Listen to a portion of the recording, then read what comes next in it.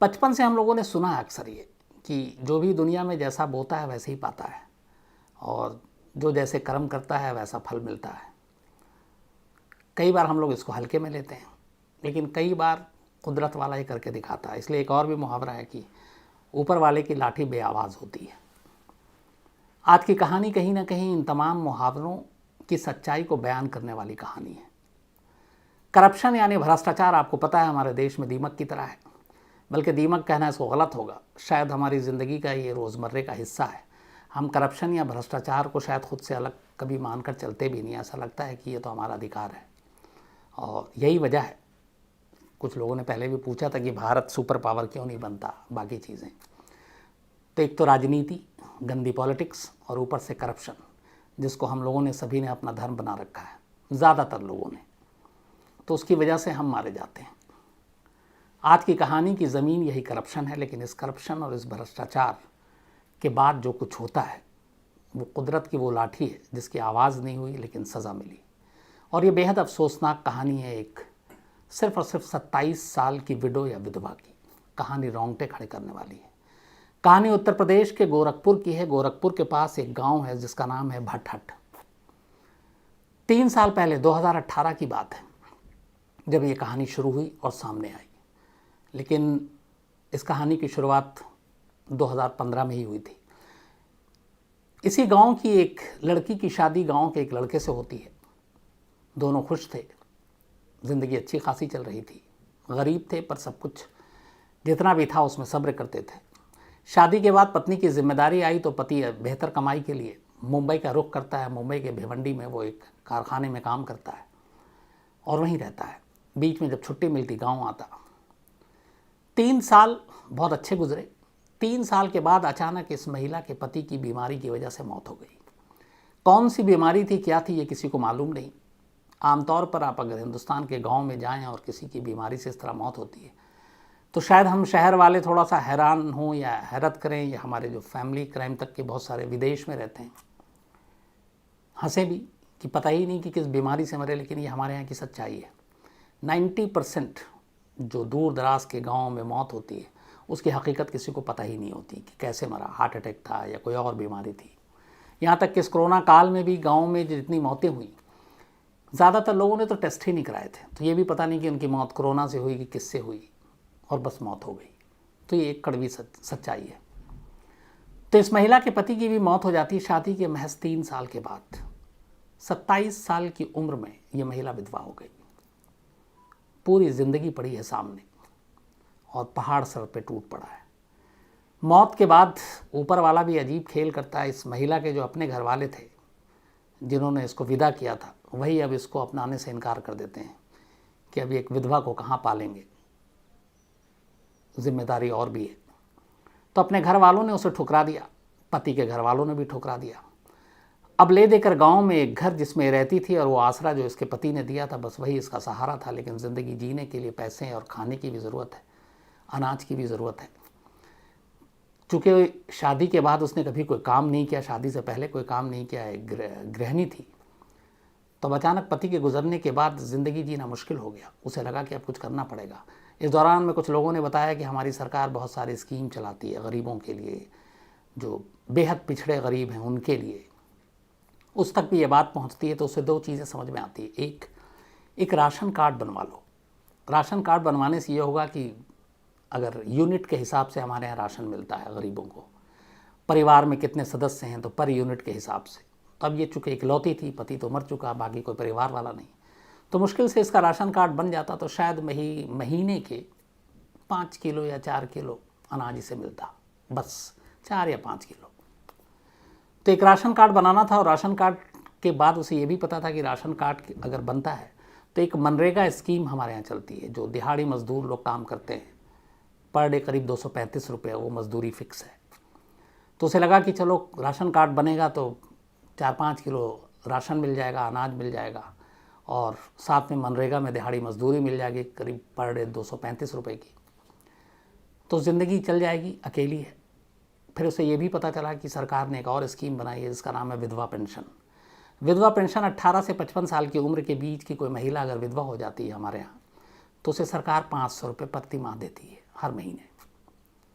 तो उसे लगा चलो 500 रुपये ये हर महीने कैश मिल जाएंगे, राशन कार्ड से अनाज मिल जाएगा, मनरेगा से मजदूरी मिल जाएगी, तो इतना काफ़ी है गांव में रहकर पलने के लिए, ख़ुद को ज़िंदा रखने के लिए।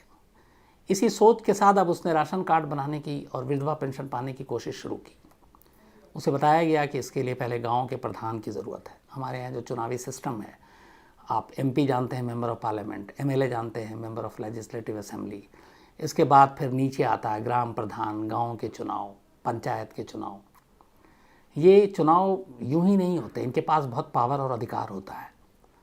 राशन कार्ड बनाना हो, आधार कार्ड गांव में बनाना हो, आपको कोई स्कीम का सरकार का फ़ायदा लेना हो, तो आपको इन पंचायतों, ज़िला सरपंच, प्रधान, इन सब से होकर गुजरना पड़ेगा। इनकी मंजूरी ज़रूरी होती है, इसलिए पावरफुल लोग होते हैं।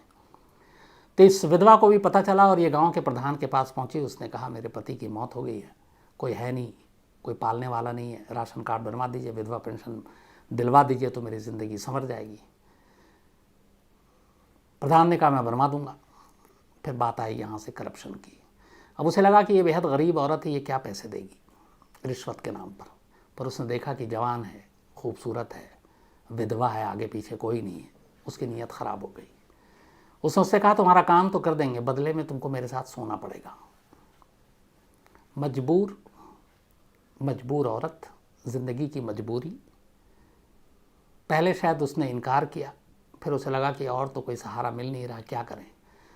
आखिरकार उसे लगा कि जीने के लिए कुछ ज़रूरी चीज़ें हैं, तो चलो सौदा कर लेते हैं, समझौता कर लेते हैं। प्रधान की बात वो मान गई। प्रधान ने रिश्वत में उसके जिस्म को लिया। इसके बाद उसने कहा तुम्हारा काम हो जाएगा। कुछ वक्त बीता, काम आगे बढ़ा। अब प्रधान ने जो इस डिपार्टमेंट के सेक्रेटरी था एक, उसके पास उसको भेजा सिफारशी नोट के साथ कि जाओ वहाँ काम हो जाएगा। वो सेक्रेटरी भी रिश्वतखोर निकला। उसे भी पता चला कि इसके पास देने के लिए पैसे नहीं हैं, लेकिन असमत है, इज्जत है। उसने उसका सौदा किया। एक बार वो लुट चुकी थी, उसे लगा अब क्या बचा और क्या बचाऊं। सेक्रेटरी ने भी उसके साथ अपनी हवस पूरी की। काम और आगे बढ़ा, फाइल थोड़ी और आगे गई। अब इसके बाद बीच में बहुत सारे क्लर्क और बाबू आए। कुल मिलाकर 9-10 लोग और सामने आते हैं और इस तरह से गिनती बढ़ते बढ़ते 13 हो जाती है। 13 लोगों ने इस 27 साल की विधवा से रिश्वत के तौर पर उसके साथ उसका शोषण किया और यह सिलसिला करीब 3 महीने तक चला। 3 महीने तक वो नुचती रही, खुसटती रही। 3 महीने बाद शायद उसका काम हो गया, उसको राशन कार्ड मिल गया। लेकिन अब वो ज़िंदगी ढंग से जीती। उससे पहले एक नई मुसीबत आ गई कि 3 महीने बाद अचानक वो बीमार पड़ गई। बीमार होने के बाद उसने वहीं झोला छाप डॉक्टरों को दिखाया, जो गांव में अमूमन हर जगह मौजूद होते हैं। कोई फ़ायदा नहीं हुआ। वो प्रधान के पास गई, उसे लगा प्रधान ही कुछ मदद करेगा। प्रधान ने उसे एक झोला छापा और डॉक्टर के पास भेजा, बोला कि जाकर दिखाओ। उसने भी दवा दी, कुछ दिन तक भी कोई फ़र्क नहीं पड़ा। फिर उस दोबारा गई उस डॉक्टर के पास। उसने कहा तुम एक काम करो, अपने खून की जांच करा लो। ब्लड टेस्ट उसने लिख के दिया। वो ब्लड टेस्ट कराने गई। जब ब्लड टेस्ट की रिपोर्ट आई तो पता चला कि उस महिला वो जो है वो HIV पॉजिटिव है। अब ये जैसे ही पता चला, डॉक्टर ने प्रधान तक बताया। प्रधान के हाथ पैर फूल गए, क्योंकि उसे मालूम था उस महिला का HIV पॉजिटिव होना उसके लिए क्या मायने रखता है। उसने कहा नहीं, रिपोर्ट गड़बड़ आ जाओ, आप दोबारा इसका टेस्ट कराओ। गोरखपुर के उसी BID एक हॉस्पिटल है, बहुत ही नामी हॉस्पिटल है। ये वही हॉस्पिटल है जहाँ साल में एक बार एक ख़ास मौका आता है जब दिमागी बुखार से बहुत सारे बच्चों की मौत हो जाती है। तो अब उस सरकारी हॉस्पिटल में ये पहुँचती है, वहाँ इसका ब्लड टेस्ट होता है। उसके बाद फिर रिपोर्ट आती है। दूसरी रिपोर्ट भी इस बात की पुष्टि करती है कि इस महिला को एड्स से HIV पॉजिटिव है। अब ये बात प्रधान से होते हुए, सेक्रेटरी से होते हुए, तमाम बाबू, क्लर्क, दलाल, उन 13 लोगों ने जिन्होंने इस विधवा के साथ जुल्म ढाए, उसकी असमत लूटी, रिश्वत के नाम पर, राशन कार्ड के नाम पर, विधवा पेंशन के नाम पर, अब उनके पैरों तले ज़मीन खिसकने की बारी थी। उन्हें लगा कि ये क्या हो गया।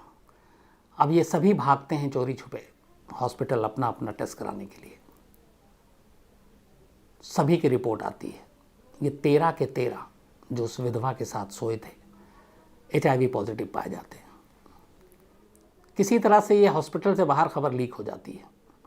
अब हड़कंप मच जाता है गांव में, सरकारी अफसर भी पहुंचते हैं, ये क्या हो गया। अब इसके बाद जांच होती है तो पता चला कि ये 13 के 13 शादीशुदा थे, इनमें से तो कुछ बिल्कुल जवान थे। अब दिक्कत ये थी कि इन 13 को तो HIV पॉजिटिव हुआ, इस दौरान में हो सकता है ये सब अपने पत्नी के साथ भी रहे, तो क्या उनकी बीवियां भी HIV पॉजिटिव हैं बिना किसी जुर्म के, बिना किसी कसूर के। अब उसकी रिपोर्ट मैंने कोशिश की, वो नहीं मिली, लेकिन इन 13 के 13 लोगों को सज़ा मिली।